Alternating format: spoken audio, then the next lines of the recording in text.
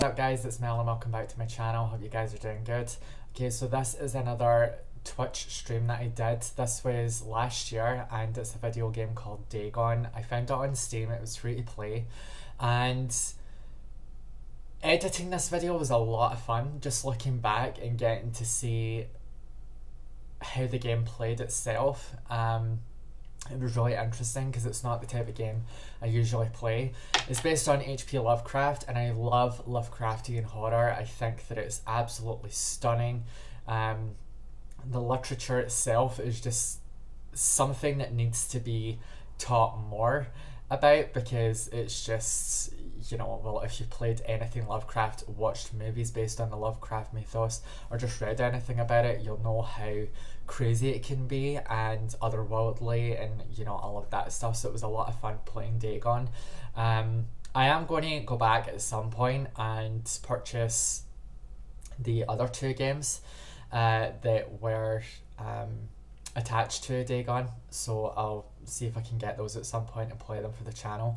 But yeah, I hope you guys enjoy Dagon. It was fun to play. It's a short game, so yeah. If you're new to my channel, hi, I'm Mel. I'm a variety streamer and reactor on Twitch as well as right here on YouTube. Consider subscribing. It's completely free and you can unsubscribe at any time. And without further ado, let's get into Dagon. Okay, so there's a bunch of DLC already. The Little Glass Bottle, Tales of Heron Lake, and the Eldritch Box. So I think this is like a Cthulhu. Dagon is a faithful interactive adaptation of H.P. Lovecraft's work, focused on story and atmosphere. You will not find difficult choices, action sequences, or inventory management here, and movement is limited to progressing through locations along with the plot. I am writing this under an appreciable mental strain, since by tonight I shall be no more.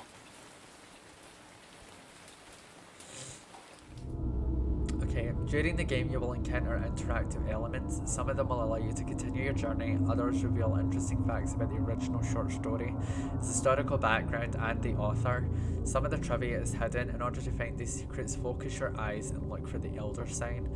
You can also access all the found facts later. They will be available in the main menu. Okay, so it's right click.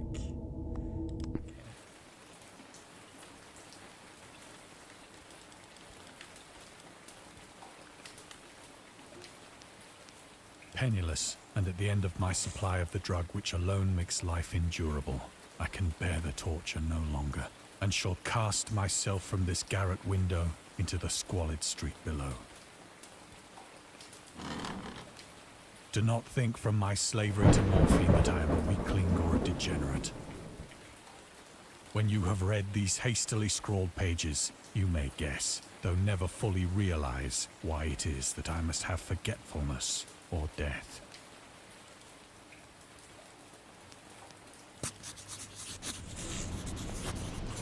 It was in one of the most open and least frequented parts of the broad Pacific that the packet of which I was supercargo fell a victim to the German sea raider.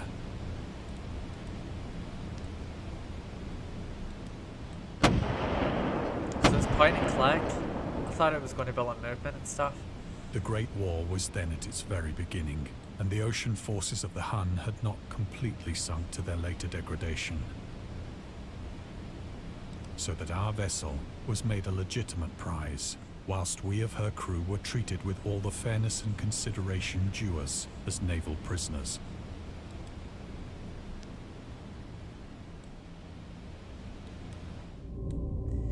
The Huns were Central Asian nomads who established a dominion in Europe and invaded the Roman Empire in the 5th century AD. They were known as brutal, deadly warriors and masters of quick raids who also developed powerful composite bows, lassos and early siege weapons. During World War I, the British used the word Hun as a synonym for Germans in order to emphasize their brutality. However, the term originated when the German Emperor Wilhelm II gave a speech to his troops on the 27th of July 1900 before they embarked to China. Should you encounter the enemy, he will be defeated, no quarter will be given. Oh, so that's where that comes from. Prisoners will not be taken. Whoever falls into your hands is forfeited. Just as 1,000 years ago, the Huns under their king Attila made a name for themselves, one that even today makes them seem mighty in history and legend. May the name German be affirmed by you in such a way in China that no Chinese will ever again dare to look cross-eyed at a German. The refusal to take prisoners was a clear breach of the laws and customs of war adopted during the First Hague Convention of 1899. The word Hun is also used in football terms as well. You've got Huns and Tims. If you're from the US, you'll need to look it up. It's part of soccer, you know, and it deals with Protestants and Catholics. So yeah, it's...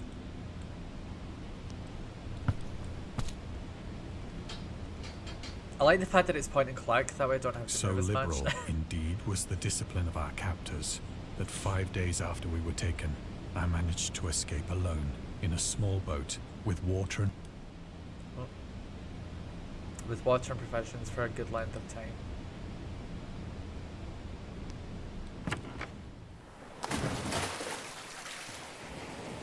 When I finally found myself adrift and free, I had but little idea of my surroundings.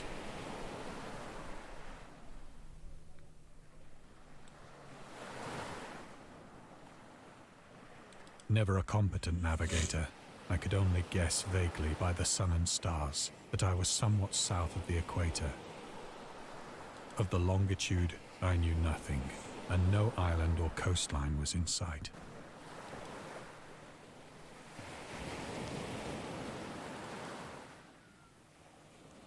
The weather kept fair, and for uncounted days I drifted aimlessly beneath the scorching sun, waiting either for some passing ship or to be cast on the shores of some habitable land.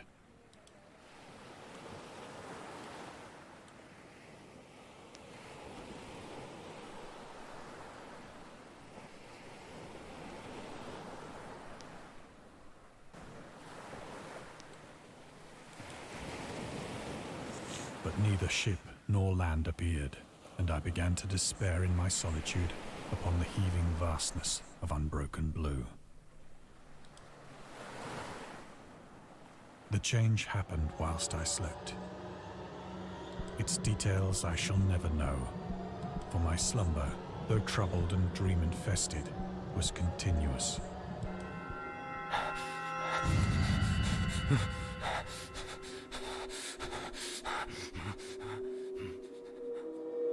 What the hell? When at last I awoke, it was to discover myself half sucked into a slimy expanse of hellish black mire, which extended about me in monotonous undulations as far as I could see, and in which my boat lay grounded some distance away. Though one might well imagine that my first sensation would be of wonder at so prodigious and unexpected a transformation of scenery, I was in reality more horrified than astonished. For there was in the air, and in the rotting soil, a sinister quality which chilled me to the very core. The region was putrid with the carcasses of decaying fish, and of other, less describable things which I saw protruding from the nasty mud of the unending plain. Perhaps I should not hope to convey in mere words the unutterable hideousness that can dwell in absolute silence and barren immensity. There was nothing within hearing, and nothing in sight, save a vast reach of black slime. Yet the very completeness of the stillness and the homogeneity of the landscape oppressed me with a nauseating fear. The sun was blazing down from a sky which seemed to me almost black in its cloudless cruelty, as though reflecting the inky marsh beneath my feet.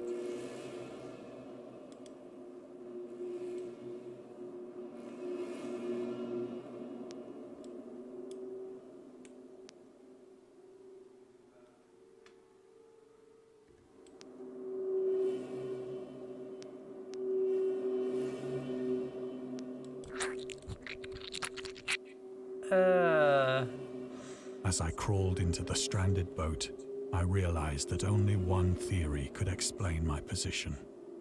What is that?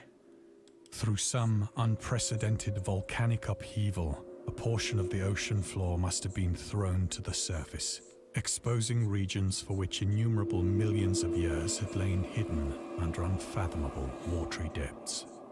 So great was the extent of the new land which had risen beneath me that I could not detect the faintest noise of the surging ocean, straining my ears as I might. Nor were there any seafowl to prey upon the dead things.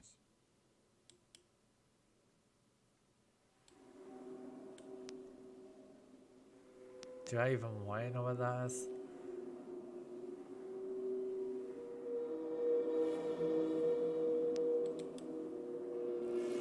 For several hours I sat thinking or brooding in the boat, which lay upon its side and afforded a slight shade as the sun moved across the heavens.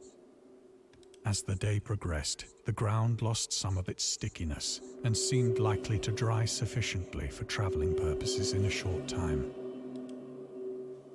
That night I slept but little, and the next day I made for myself a pack containing food and water, preparatory to an overland journey in search of the vanished sea and possible rescue. How is anybody going to rescue him in that?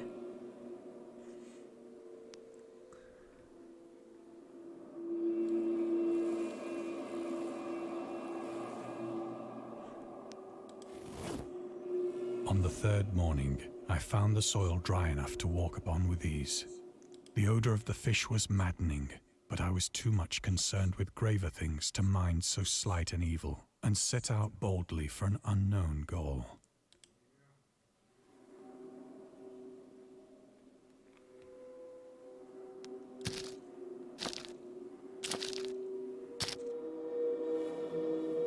All day I forged steadily westward, guided by a faraway hummock which rose higher than any other elevation on the rolling desert. He doesn't find any of this weird.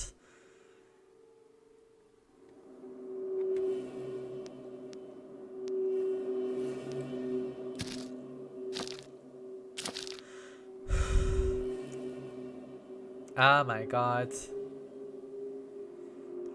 Ugh, you nasty.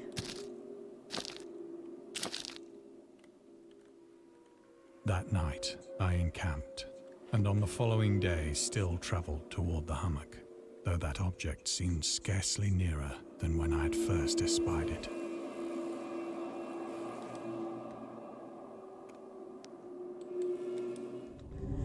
The horrors of the ocean. The creator of the Cthulhu mythos and the fictional underwater city of Relay was convinced that life could not exist at the bottom of the ocean because the water pressure would make it uninhabitable. Today we know that the darkest depths of the ocean are home to many peculiar organisms. The deepest dwelling fish we have discovered so far, the Mariana snailfish, can live about 8,000 meters, more than 26,000 feet below the ocean surface, in never-ending darkness and at hellishly crushing pressures, hundreds of times stronger than those found at sea level.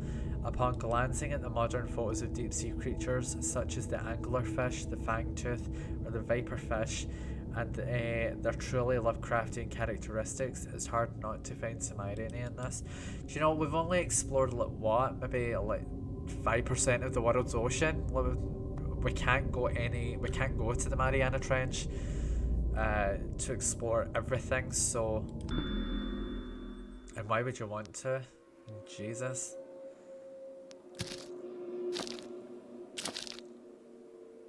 Cthulhu's going to show up, isn't he? By the fourth evening, I attained the base of the mound, which turned out to be much higher than it had appeared from a distance. An intervening valley setting it out in sharper relief from the general surface. Too weary to ascend, I slept in the shadow of the hill. I'm getting major amnesia type vibes just in terms of the narration and the storytelling, you know, because Cthulhu and you know, the Cthulhu mythos, just Lovecraftian and amnesia type horror, it's very similar. You're dealing with grotesque creatures and, you know, your mind is going one way or the other. I know not why my dreams were so wild that night, but ere the waning and fantastically gibbous moon had risen far above the eastern plain, I was awake in a cold perspiration, determined to sleep no more. Such visions as I had experienced were too much for me to endure again. and in the glow of the moon I saw how unwise I had been to travel by day. Without the glare of the parching sun, my journey would have cost me less energy. Indeed, I now felt quite able to perform the ascent which had deterred me at sunset. Picking up my pack, I started for the crest of the eminence. I wonder how they got to voice the character. The unbroken monotony of the rolling plain was a source of vague horror to me. But I think my horror was greater when I gained the summit of the mound and looked down the other side into an immeasurable pit or canyon, whose black recesses the moon had not yet soared high enough to illumine. I felt myself on the edge of the world, peering over the rim into a fathomless chaos of eternal night. Through my terror ran curious reminiscences of Paradise Lost and of Satan's hideous climb through the unfashioned realms of darkness. As the moon climbed higher in the sky, I began to see that the slopes of the valley were not quite so perpendicular as I had imagined.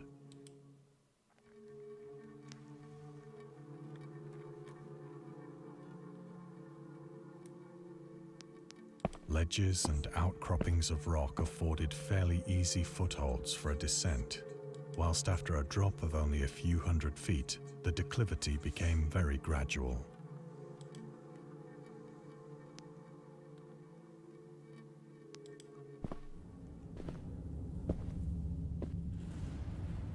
Urged on by an impulse which I cannot definitely analyze, I scrambled with difficulty down the rocks and stood on the gentler slope beneath.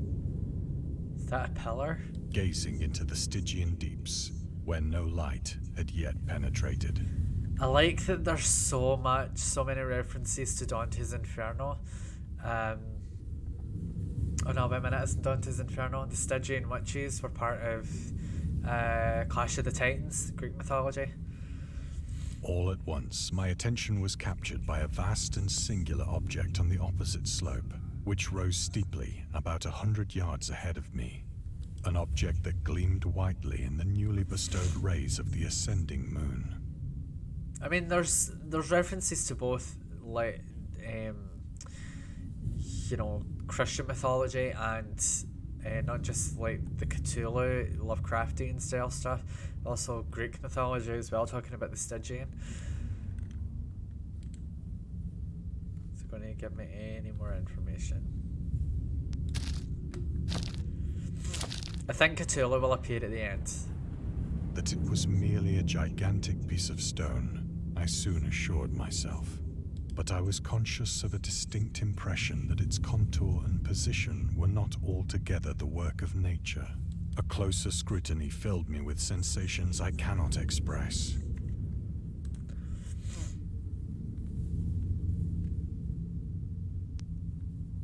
For despite its enormous magnitude, and its position in an abyss which had yawned at the bottom of the sea since the world was young, I perceived beyond a doubt that the strange object was a well-shaped monolith, whose massive bulk had known the workmanship and perhaps the worship of living and thinking creatures. Dazed and frightened, yet not without a certain thrill of the scientist's or archaeologist's delight, I examined my surroundings more closely.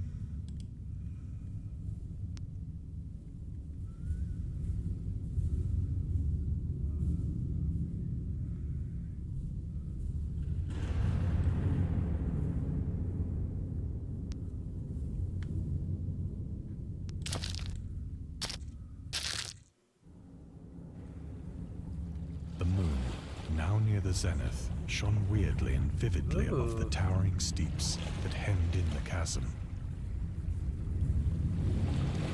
and revealed the fact that a far-flung body of water flowed at the bottom, winding out of sight in both directions and almost lapping my feet as I stood on the slope. Across the chasm, the wavelets washed the base of the Cyclopean monolith, on whose surface I could now trace both inscriptions and crude sculptures.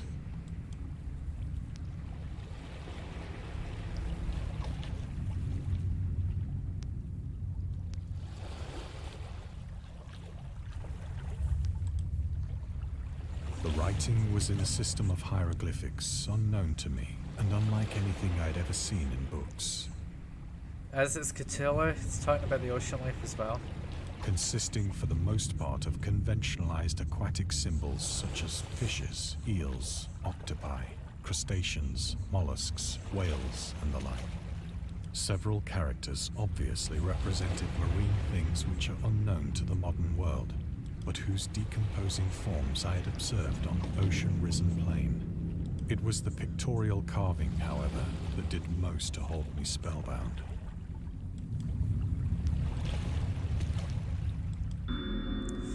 Storytelling methods. Dagon contains many themes and storytelling methods that Lovecraft developed in his later works, such as telling the story through carvings, The Mountains of Madness, The Nameless City, journals and characters' notes, The Shadow Out of Time, The Hunter in the Dark, islands emerging from the ocean, The Call of Cthulhu, or fictional beings and deities based on real events and mythologies, Mygo and the Whisper of Darkness. And darkness is also considered the origin of the popular Cthulhu mythos. Some of Lovecraft's other stories also conclude in a manner similar to Dagon, but let's skip the details in order not to spoil the ending. Okay, well that's Cthulhu there. Plainly visible across the intervening water, on account of their enormous size, were an array of bas-reliefs whose subjects would have excited the envy of a Doré.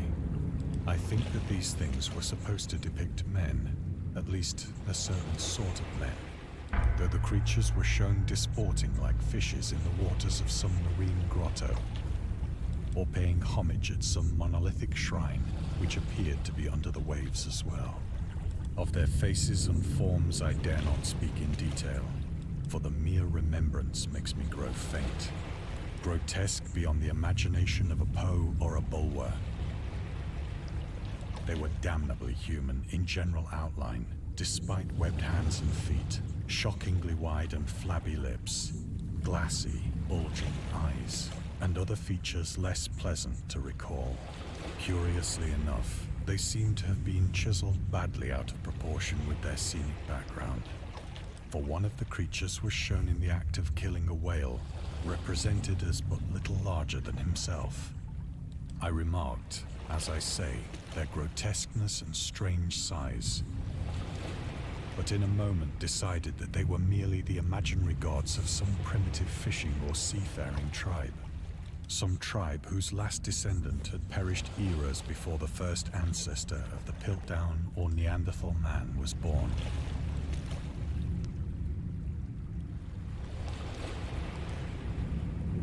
Awestruck at this unexpected glimpse into a past beyond the conception of the most daring anthropologist, I stood musing whilst the moon cast queer reflections on the silent channel before me. Then, suddenly, I saw it. With only a slight churning to mark its rise to the surface, the thing slid into view above the dark waters. Fiend-like and loathsome, it darted like a stupendous monster of nightmares to the monolith, about which it flung its gigantic scaly arms, the while it bowed its hideous head and gave vent to certain measured sounds. Pass out, hurry up. I think I went mad then.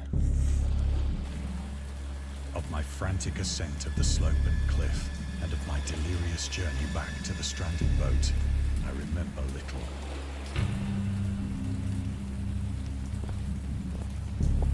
It's gonna grab him, isn't it? Oh my god. I believe I sang a great deal and laughed. Oh. So, laughed oddly when I was unable to sing. So those must be the other creatures that are buried in the mud? I have indistinct recollections of a great storm sometime after I reached the boat. At any rate, I know that I heard pearls of thunder and other tones which nature utters only in her wildest moods.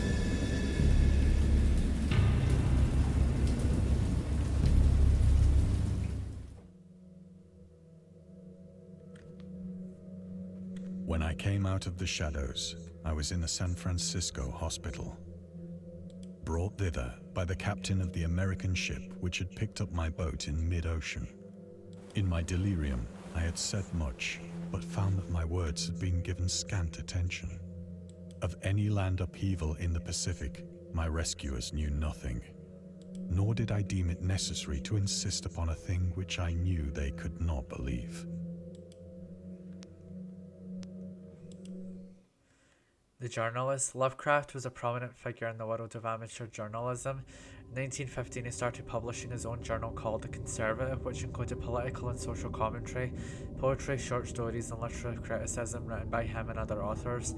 Howard was a skilled wordsmith, Howard Lovecraft, but he also took criticisms to heart, which resulted in his decisions to step away from writing poetry and concentrate on weird fiction again. For the first time since his teenage years, Dagon, published in 1919, is one of the short stories written during that period. In this example, I excerpt from The Conservative. The master of horror fiction explains his attitude towards warfare and the idea of world peace. Why any sane human being can believe in the possibility of universal peace more than the conservative can fathom. Should the entire civilized world agree simultaneously to disarm, one or more nations would undoubtedly retain secret armaments and at the proper time take advantage of their moral, altruistic and less astute contemporaries in a wild career of conquest against unarmed victims. No country is or ever can be above warfare until the basic impulses of the human animal shall have miraculously changed. How true to life is that in today's landscape? Like, if because of the war that's happening in Ukraine right now, if the Ukrainians were to drop their armaments, Putin wouldn't stop trying to take over Ukraine. Like, the guy's a madman, so he just wouldn't stop. It's amazing how that is. I mean, this was 1919. 2022, and this rings true now. You know, because whether you like it or not, we're never going to get universal peace. There's always going to be one country that thinks that they're above everyone else. That's amazing.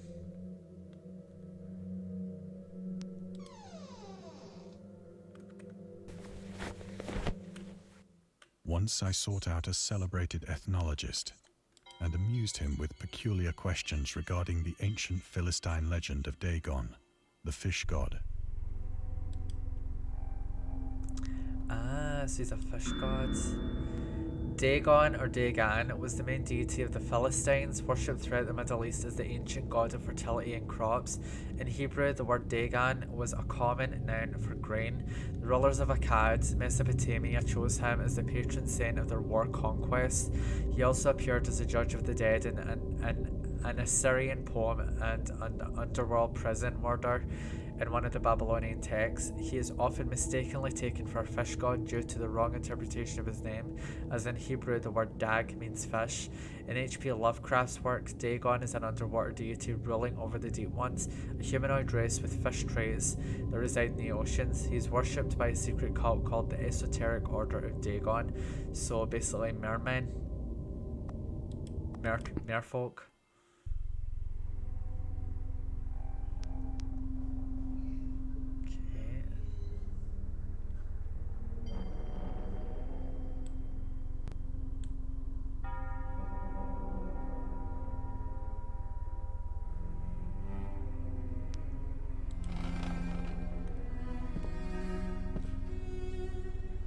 But soon perceiving that he was hopelessly conventional, I did not press my inquiries.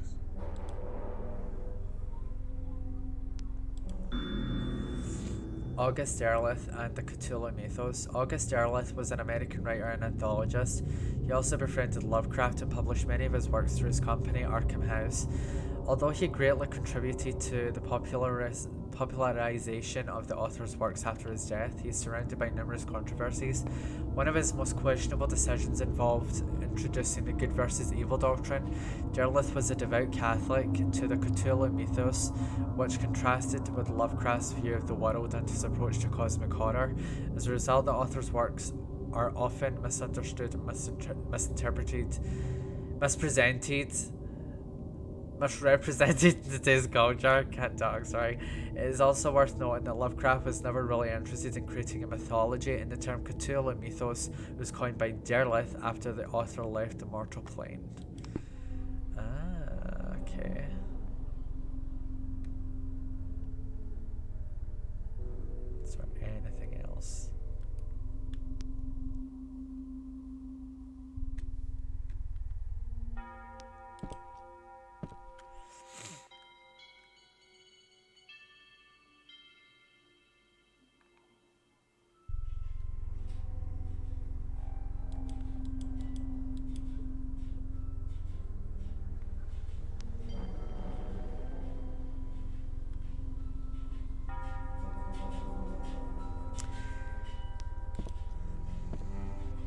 I would love to make my own point and click game. I think it would be a lot of fun.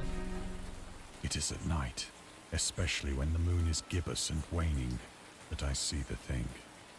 I tried morphine, but the drug has given only transient surcease and has drawn me into its clutches as a hopeless slave. So now I am to end it all, having written the full account for the information or the contemptuous amusement of my fellow men. It's a shame because nobody will believe it unless they see it with their own eyes. Lovecraft on tobacco and alcohol. Lovecraft hated tobacco even though he used to smoke when he was 12 in order to look and feel like an adult. In his correspondence with friend Reinhard Kleiner, he claims that he quit as soon as he started.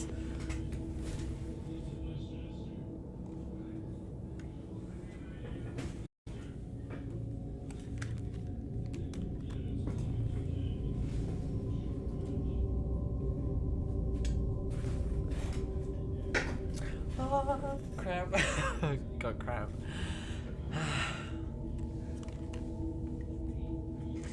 Right, where was it? His correspondence with friend Reinhard Kleiner, he claims that he quit as soon as he started wearing long pants.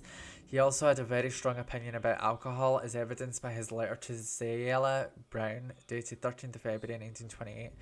As to the matter of drinking, I've never tasted intoxicating liquor and never intend to, having a strong aesthetic disgust at anything which blunts or coarsens the delicate natural equipoise of the evolved human intellect and imagination. Drinking excited my personal repugnance, hence I don't drink.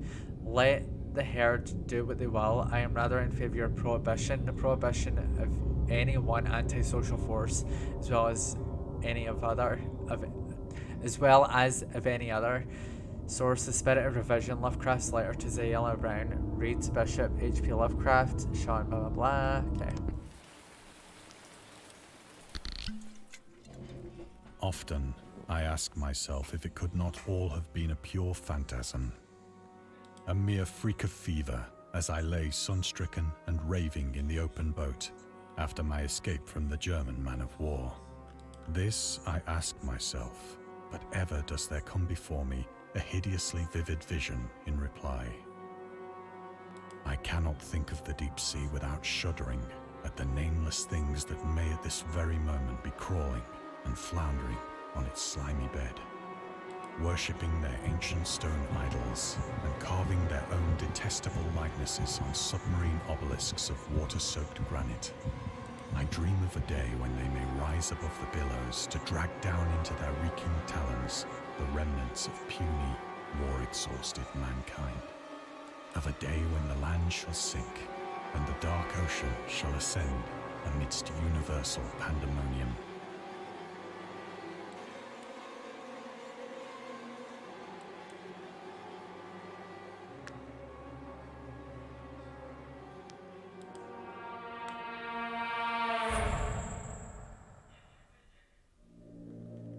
Is near. I hear a noise at the door, as of some immense slippery body lumbering against it.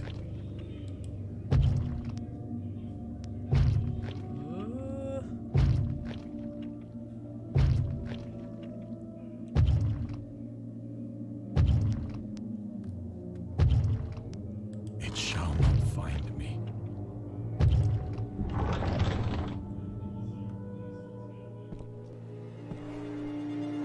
God, that hand!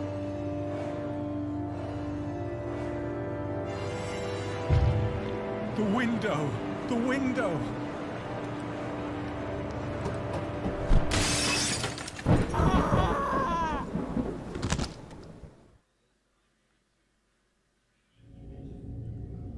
Wow.